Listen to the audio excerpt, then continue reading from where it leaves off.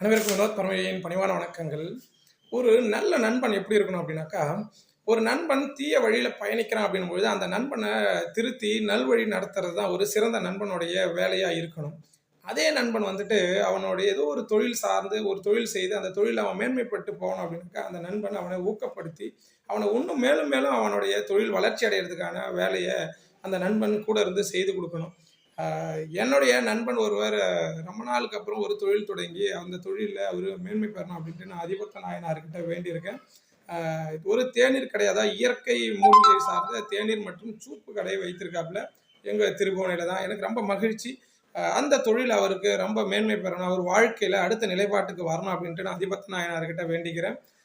நீங்களும் என்னை சார்ந்து வர நண்பர்களும் யாராவது நீங்க தேநீர் அருந்தணும், சூப் அருந்தணும்னு நினைச்சீங்கன்னாக்கா, அவர்கிட்ட இயற்கை மூலிகையில சூப்பு தராப்புல போய் சாப்பிட்டு பாருங்க. உங்க நண்பர்களையும் நீங்க ஊக்கப்படுத்துங்க. வாழ்க யோகம், யோகம் நட்டம்.